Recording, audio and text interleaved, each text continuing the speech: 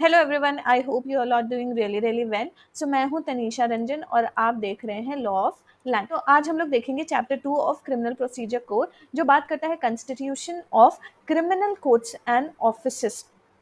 ठीक है, और ये दिया गया है अंडर सेक्शन 6 से लेके सेक्शन 25A तक। चलिए अब हम लोग एक मैं ट्रिक बताती हूँ आपको कि ये सेक्शन कैसे लर्न करना है। सबसे पहले क्योंकि ये चैप्टर 2 है, यहाँ पे लिख देती हूँ, क्योंकि ये चैप्टर 2 है तो ये कम्प्लीटली 2 आप यहाँ लिख दीजिए।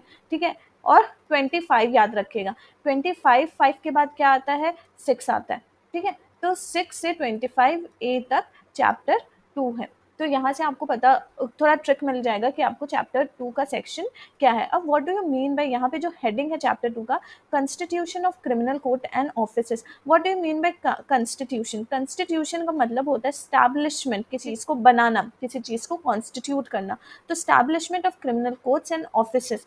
तो जो ऑब्वियसली वी ऑल नो कि सीआरपीसी किसके बारे में बात करता है? क्रिमिनल प्रोसीजर के बारे में बात करता है। तो यहाँ पे जितने भी प्रोसेस होंगे या जितने भी प्रोसेस होंगे वो कौन से कोर्ट में चलेंगे? वो क्रिमिनल कोर्ट में चलेंगे। ठीक है, अब क्रिमिनल कोर्ट में चलने के लिए क्रिमिनल कोर्ट का होना जरूरी है। तो ये चैप्टर 2 जो है वो क्रिमिनल कोर्ट को बनाता है, या क्रिमिनल कोर्ट कौन कौन से होने चाहिए वो बताता है। चलिए आप यहाँ पे देख रहे होंगे कि डिफरेंट कलर से मैंने मार्क किया है। वो इसलिए मार्क किया है, मैं कॉम्पिटेटिव एग्जाम के पर्सपेक्टिव से कितने इंपॉर्टेंट, क्या क्या चीज़ें कितने इंपॉर्टेंट है वो चीज़ है।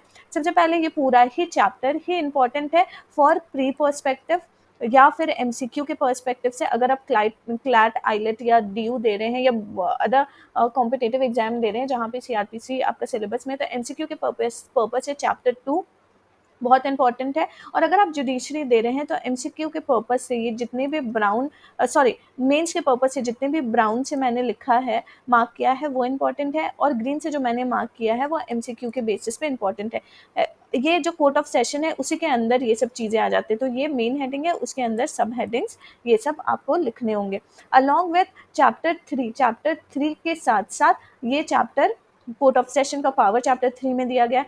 2 में क्या होता है? चैप्टर 2 में कोर्ट बन चुका है, चैप्टर 2 में कॉन्स्टिट्यूट हो गया है, चैप्टर 3 में पावर दिया गया है। ठीक है, क्या पावर होना चाहिए वो दिया गया है। तो चैप्टर 2 बहुत इंपॉर्टेंट है। अब हम लोग बढ़ते हैं सेक्शंस में। सबसे पहला आता है section 6। As we all know कि चैप्टर 2 जो है वो चैप्टर 2 कितने सेक्शन से कितने सेक्शन तक है? सेक्शन 6 से, अभी मैंने बोला ना, 2 5 5 का 6 2A तक 25A। तो सबसे पहला सेक्शन आता है क्लासिफिकेशन ऑफ क्रिमिनल कोड। यहाँ पे क्या बोलता है? सेक्शन 6 बात करता है कि क्रिमिनल कोड जो बनेगा उसके अंदर क्या क्या होने चाहिए। एक ही कोर्ट हर चीज डील करेगा?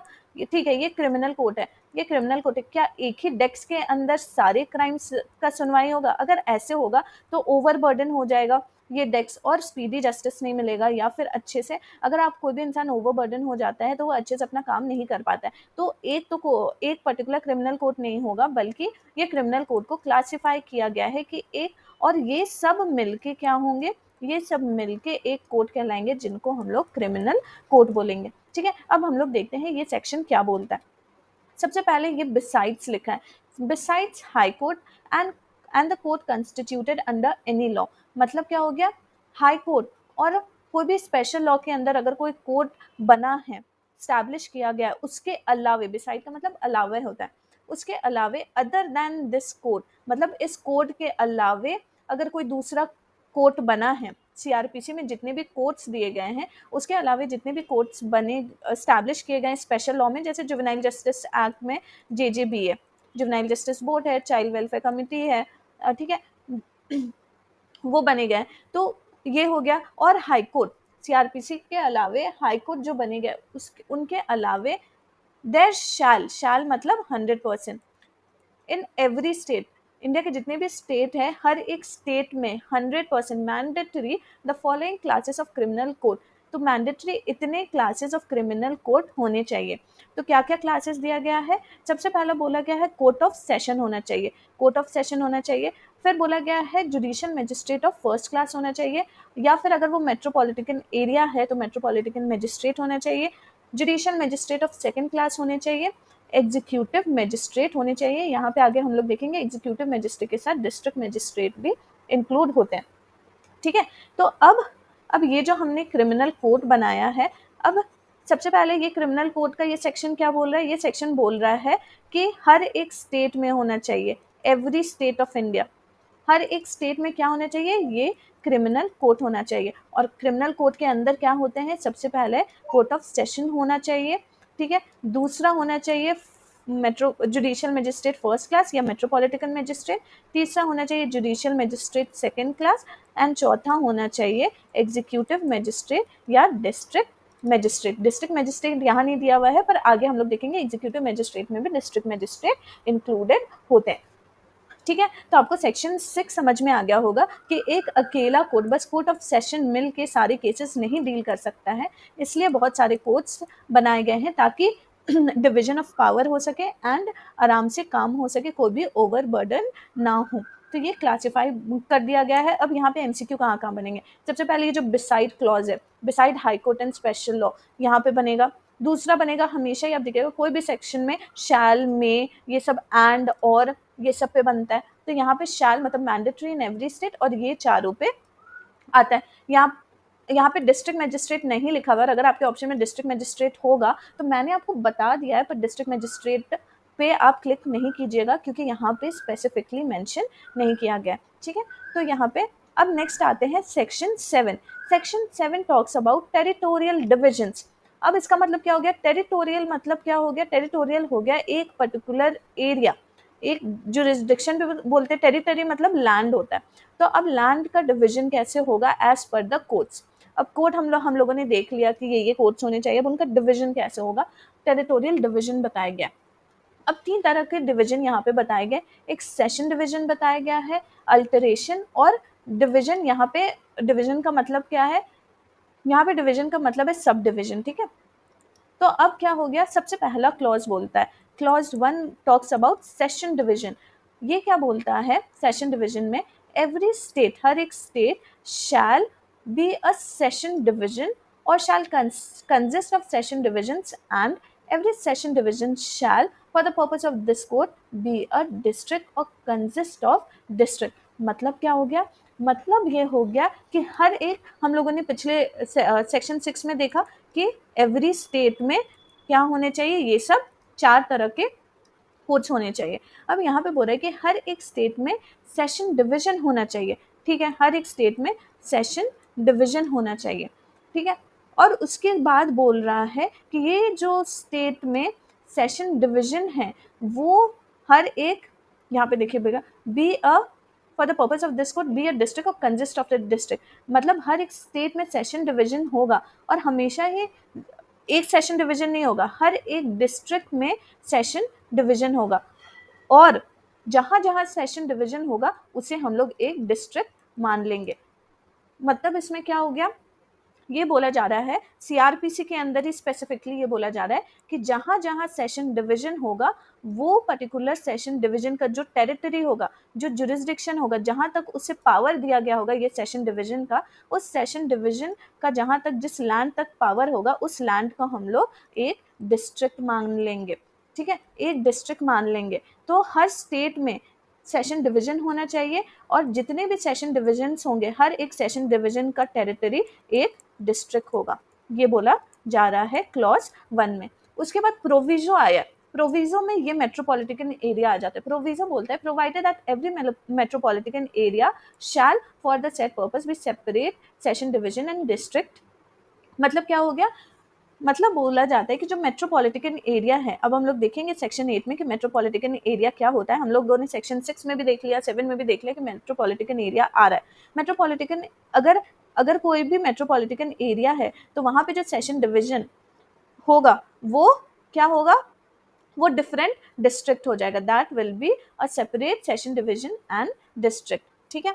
तो क्लॉज 1 आपको समझ में आ गया। Clause 2 talks about alteration. अब ये सेशन डिवीजन का, जैसे एक पर्टिकुलर डिस्ट्रिक्ट है, ठीक है, अब एक डिस्ट्रिक्ट में पहले क्या था, एक सेशन डिवीजन था, अब स्टेट गवर्नमेंट ने एक डिस्ट्रिक्ट में दूसरा सेशन डिवीजन भी ले आए क्योंकि बहुत सारे केसेस आ रहे थे, तो एक डिवीजन से काम नहीं चल रहा था, तो वो उन्हें नीड हुआ दूसरा सेशन डिवीजन में। तो अब अल्टरेशन हो गया। अब हम लोगों ने क्या देखा है कि क्लॉज 1 में बोला है कि एक सेशन डिवीजन का एक डिस्ट्रिक्ट होगा, तो यहाँ पे अल्टरेशन हो गया, इट टॉक्स अबाउट अल्टरेशन कि कौन अल्टरेशन करेगा, तो यहाँ पे state government with consultation with high court. Alteration कौन, किसके पास पावर है, स्टेट गवर्नमेंट के पास पावर है, पर हमेशा ही पहले वो किससे एडवाइस लेगा, किससे कंसल्ट करेगा, high court of that state, ठीक है, उस स्टेट या यूनियन टेरिटरी जो भी है, उस स्टेट या यूनियन टेरिटरी के हाई कोर्ट से वो परमिशन लेंगे। तो यहाँ पे देखिए द स्टेट गवर्नमेंट में, ये मैंडेटरी नहीं है, मैंडेटरी नहीं है, अगर शैल होता तो मैंडेटरी होता, पर ये शैल नहीं है, मतलब मैंडेटरी नहीं है। अगर स्टेट गवर्नमेंट को लगता है after consultation with high court alter the limits और number of division and district, मतलब सेशन डिवीजन का नंबर। अब फॉर एग्जाम्पल यहाँ पे एक केस क्या हो गया कि पहले एक सेशन डिवीजन था, वर्कलोड बहुत ज़्यादा हो गया, तो स्टेट गवर्नमेंट को लगा कि एक और सेशन डिवीजन आ जाना चाहिए, तो एक और सेशन डिवीजन आ गया। तो यहाँ पे लिमिट जो था, पहले इस सेशन डिवीजन का पावर यहाँ तक था, अब क्योंकि नया आ गया तो अब ये अलग डिस्ट्रिक्ट बन गया, अलग डिस्ट्रिक्ट बन गया अब, और इसका लिमिट कम होके यहीं तक हो गया। अब समझ लो, ये इसका बस यहीं तक अब लिमिट सीमित हो गया। तो this is the alteration of what, session division, ठीक है। और ये कौन करेगा, ये हमेशा स्टेट गवर्नमेंट करेगा, पर किससे पूछ के करेगा, हाई कोर्ट से पूछ के करेगा। I hope this is clear. अब यहाँ पे फॉर एग्जाम्पल के एक सेशन, दो डिस्ट्रिक्ट था, एक सेशन डिवीजन था यहाँ पे इस डिस्ट्रिक्ट का और इस डिस्ट्रिक्ट का, अब केसेस बहुत कम आ रहे थे, कोर्ट को लगा, सॉरी स्टेट गवर्नमेंट को लगा कि केसेस कम आ रहे हैं, वर्कलोड ज़्यादा नहीं है, तो एक को हटा देते हैं। अब इस सेशन डिवीजन को हटा दिया उन्होंने, मतलब क्या कर दिया कि ये जो लिमिट है उसे हटा दिया। अब ये पर्टिकुलर सेशन डिवीजन का जो पहले यहाँ तक लिमिट था वो अब क्या हो गया, ये कंप्लीट लिमिट हो गया। तो ये भी अल्टरेशन हो गया, समझ में आया। Next moving on to division. अब अगेन यहाँ पे सेम चीज बोलता है, अब बोलता है कि द स्टेट गवर्नमेंट में after consultation with high court divide any district into sub divisions और may alter the limits of sub division. अब यहाँ पे इसका मतलब क्या हो रहा है, अब इस केस में क्या हम लोग करे थे, दो डिस्ट्रिक्ट में कन्वर्ट करे थे, दो सेशन डिवीजन। अब आप बोलोगे मैम दोनों ही तो सेम है, दोनों सेम नहीं है। यहाँ पे हम लोगों ने एक एक डिस्ट्रिक्ट को दो सेशन डिवीजन में कन्वर्ट किया है, मतलब अलग सेशन डिवीजन एक हो गया और एक डिस्ट्रिक्ट का अलग सेशन डिवीजन हो गया, ठीक है। पर यहाँ पे ये एक ही डिस्ट्रिक्ट होगा, एक ही डिस्ट्रिक्ट होगा, सेशन डिवीजन ही होगा, बट इसके पावर को हम लोग क्या कर रहे हैं, डेलीगेट कर दे रहे हैं, एंड एक ही डिस्ट्रिक्ट को हम लोग तोड़ दे रहे हैं सब डिवीजन में, मतलब कि डिस्ट्रिक्ट सेम है, चेंज नहीं हुआ सब डिवीजन, ठीक है, चेंज नहीं हुआ, जो इनका जो पावर था वो अभी भी यही पावर तक है, जबकि इनका पावर आधा कट गया था, ठीक है, तो यहीं तक पावर है, पर अब हम इनके पावर को सब डिवीजन में कन्वर्ट कर दे रहे हैं, मतलब दूसरा सेशन डिवीजन नहीं ला रहे, बल्कि हम लोग सब डिवीजन ला रहे, इसी को हम लोग तोड़ दे रहे हैं, इसी के पावर को हम लोग तोड़ दे रहे हैं, नया पावर नहीं ला रहे। तो इसे, और ये अगेन कौन करेगा, ये state government with consultation with high court. अब यहाँ पे एक और चीज लिखा है, ये सब डिवीजन में भी ला सकता है, सब डिवीजन का भी वो लोग, पहले इतना दूर में सब डिवीजन था, अब इतने ये ऐड कर दिए या सब्सट्रैक्ट भी कर सकते, इस सब डिवीजन का भी लिमिट ये सेक्शन 7 में दिया गया। अगेन एमसीक्यू के पर्पज से वेरी इंपॉर्टेंट, वेरी इंपॉर्टेंट, यहाँ पे क्या आ सकता है, ये सब आ सकता है कि कौन करता है, स्टेट गवर्नमेंट करता है, ऑप्शन है स्टेट गवर्नमेंट करता है, हाई कोर्ट करता है, state government with consultation with high court करता है, तो obviously state government with consultation with high court करता है। यहाँ पे सब डिविजन और अल्टरेशन में से रिलेटेड आपको कंफ्यूजन हो सकता है, तो उससे रिलेटेड क्वेश्चन आ सकता है, शैल में पे क्वेश्चन आ सकता है, सेक्शन वाइज क्वेश्चन आ सकता है टेरिटोरियल डिवीजन पे, ठीक है। Moving on to the next section which is metropolitan area. अब यहाँ पे हम लोगों ने सेक्शन 6 में भी देखा मेट्रोपॉलिटन मजिस्ट्रेट सुना था, सेक्शन 7 में भी हम लोगों ने मेट्रोपॉलिटन एरिया का डिफरेंट सेशन डिवीजन होगा या डिस्ट्रिक्ट होगा ये देखा, मतलब ये मेट्रोपॉलिटन एरिया क्या होता है ये बताया गया है सेक्शन 8 में। अब मैं बता रही हूँ ये सेक्शन, बस section is in very important है एमसीक्यू के पर्पज से। अब आ जाता है कौन से सेक्शन में मेट्रोपॉलिटन एरिया दिया गया है, तो सेक्शन 8 में दिया गया। नेक्स्ट, अब सेक्शन 8 में आप थोड़ा सा स्क्रीन पॉज करके ये पढ़ लीजिए, जो भी हाईलाइटेड मैंने ग्रीन से लिखा है वो अच्छे से पढ़ लीजिए, क्योंकि मैं नेक्स्ट स्लाइड में मैंने इस पूरे चीज़ का क्या बनाया है, फ्लो चार्ट बनाया है, तो मैं उसको आपको बताऊंगी। तो आप 2 मिनट के लिए अपनी स्क्रीन को रोक के ये बस हाईलाइटेड पॉइंट्स देख लीजिए, ठीक है। Moving on to section 8। Section 8 यहाँ पे हम लोगों ने देखा 5 क्लॉजेज है, तो ये 5 क्लॉजेज को मैंने बांट दिया है फ्लो चार्ट में, क्लॉज 1, क्लॉज 2, क्लॉज 3, क्लॉज 4 और क्लॉज 5। क्लॉज 1 में बोलता है कि सब मेट्रोपॉलिटन एरिया कौन होते हैं, तो बोलता है कि ऐसा एरिया जिनका पॉपुलेशन 1 मिलियन से ज़्यादा हो उन्हें हम लोग मेट्रोपॉलिटन एरिया कहेंगे। यहाँ पे देखिए, द स्टेट गवर्नमेंट में by notification declare that as such date specified जो भी है, any area state comprising city और टाउन, या तो वो सिटी हो सकता है या तो टाउन हो सकता है, जिसका population which exceeds 1 million shall be metropolitan area. तो यहाँ पे क्या होता है, इसका मतलब ये नहीं होता कि 1 मिलियन हो गया तो वो ऑटोमेटिकली मेट्रोपॉलिटन होगा, ये नहीं होता है। जिस स्टेट में वो टाउन या सिटी है, सबसे पहला टाउन भी हो सकता है या सिटी भी होता है, तो जिस स्टेट में ये टाउन और सिटी है उनका अगर 1 मिलियन से ज़्यादा हो गया तो स्टेट गवर्नमेंट को नोटिफाई करेंगे कि ये 1 मिलियन से ज़्यादा हो गया है, तो अब हम इन्हें क्या कर रहे हैं, अब हम इन्हें मेट्रोपॉलिटन एरिया डिक्लेयर कर रहे हैं, एंड एज सुन एज वो नोटिफिकेशन पब्लिश हो जाता है उस दिन से वो एरिया मेट्रोपॉलिटन एरिया कहलाने लगेगा। तो यहाँ पे अगेन एमसीक्यू के पर्पज से सेक्शन 8 में तो दिया ही गया है, और ये 1 मिलियन जो है वो बहुत इंपॉर्टेंट होता है, मोस्टली आता है एमसीक्यू में और बहुत इजी है। तो मेट्रोपॉलिटन एरिया में कितना पॉपुलेशन होना चाहिए, 1 मिलियन नहीं होना चाहिए, 1 मिलियन से ज़्यादा होना चाहिए, और ये स्टेट गवर्नमेंट नोटिफाई करेंगे। अब सेकेंड में मैंने क्या लिखा, ऑलरेडी लिखा। ऑलरेडी मतलब क्या हो गया, अब ऑलरेडी जो जो स्टेट्स जो टाउन और cities already metropolitan area declare किए गए हैं उनके बारे में बताया गया है। तो यहाँ पे 4 सिटी, यहाँ पे मैंने अहमदाबाद वाला हाईलाइट नहीं किया है। मतलब क्या हो गया कि यहाँ पे 4 सिटीज को ऑलरेडी मेट्रोपॉलिटन एरिया डिक्लेयर कर दिया गया है, बॉम्बे, कोलकाता, मद्रास एंड अहमदाबाद। बॉम्बे, कोलकाता, मद्रास एंड अहमदाबाद।